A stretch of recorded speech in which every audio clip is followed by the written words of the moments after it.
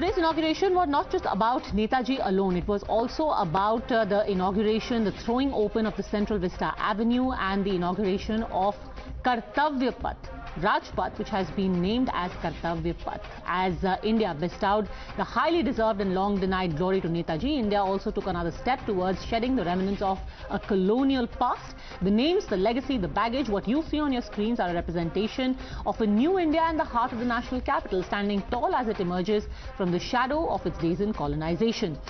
There is an upgraded Rajpath, revamped and renamed as Kartavya Path, inspiring people to set foot on a path to fulfill their duties to Mother India and also to an Amrit Kal. There are red granite walkways, refurbished canals, polished facades, all in the boulevard of new dreams. Changes that are not just structural, but as Prime Minister said, also spiritual. Rajpath British Raj के लिए था, जिनके लिए भारत के लोग गुलाम थे। राजपथ की भावना भी गुलामी का प्रतीक थी, उसकी संरचना भी गुलामी का प्रतीक थी।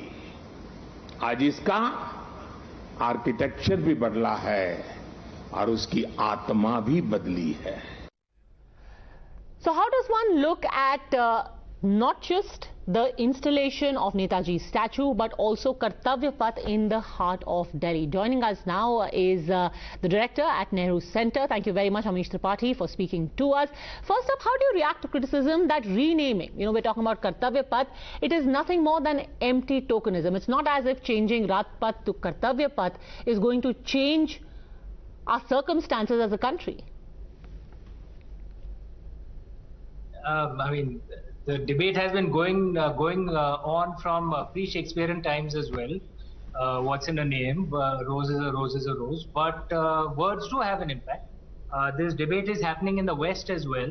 So, for example, there is a move to rename the scholarships named after Cecil Rhodes. Because Rhodes was well, he was a good businessman, but he was also a colonial. In many ways an oppressor, a slaver, one would even call a barbarian. So, there is a debate in the West as well that should some words be changed. So this has been done, often enough. In terms of, I think the idea of having the name as Kartavya Path, I think that's a good idea. If you look at it from our traditional Indic approach to administration, if you read Chanakya Niti, Arthashastra, the Shanti Parva from the Mahabharata or the Ramayana, the rulers, the kings and queens, they were never shown to have a divine right to rule. In fact, the ruling class was driven more by a sense of duty and service. It was more a medieval, monarchical, European route and an ancient Persian approach to see kings with that absolute power, and which is why it was no surprise that it was during the colonial time that road was named Kingsway in honor of King Charles. And then there was a straight translation of that into Hindi in Rajpath, and therefore I would think perhaps that Kartavya Path is closer to Indian culture and our approach to what a ruling class should be like. But should you really be rewriting history or learn lessons from it? By erasing history, are we being like ostriches? Colonialism happened. We were colonized. Islamic invasion happened. Just because we are changing the names of Rajpath or we are changing the name of Aurangzeb Road, our history won't change, will it? Very good question, Padmaja. But a key thing to learn a lesson is that first you must seek out the truth. You cannot learn a lesson if you do not accept the truth for what it is. In the West, for example, in the UK, many of the crimes of the British Raj for much of the post-World War period had been airbrushed out. So what lesson could the British learn from it? And now they have actually started, to be fair to the British people, they have started talking about the crimes that the British Raj did. Similarly, in India, it was a different approach. We were the victims of foreign invaders, first the Turks and then the Europeans.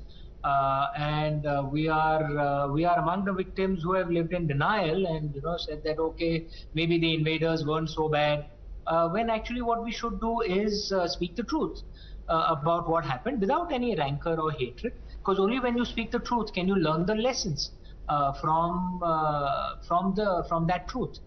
The lessons that we Indians should draw, for example, is that why did we lose repeatedly to invaders over the last 1,000 years? There are good lessons as well. We are the only pre-Bronze Age culture that is still alive. Part of the reason for that is that our ancestors were exceptionally brave.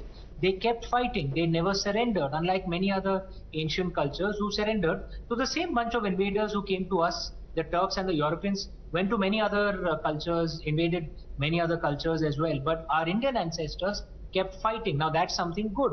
That is worth being inspired by. But among the reasons we lost battles as well was internal divisions and a lack of unity. And that's a lesson we must learn, that we lost to the British at Plassey because of internal disunity. We lost to the Turks very often and to the Afghans at Panipat again because of internal divisions and lack of unity. Those are lessons we must learn. But once again, we can only learn those lessons when we speak the truth of the facts that occurred. But today, when Netaji Subhash Chandra Bose's statue is unveiled, is an attempt to try and pit him against Nehru? No, I don't think so. But there was a galaxy of leaders.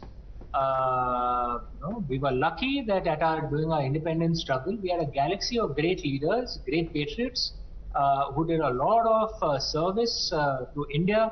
Mahatma Gandhi, Dr. Ambedkar, Netaji Bose, Veer Savarkar, Bhagat Singh, Chandrasekhar Azad. There were so many, and one must acknowledge Prime Minister Nehru as well.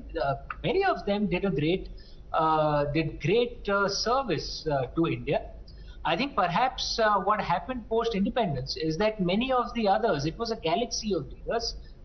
And perhaps, not as much weightage was given to the contribution of all the leaders.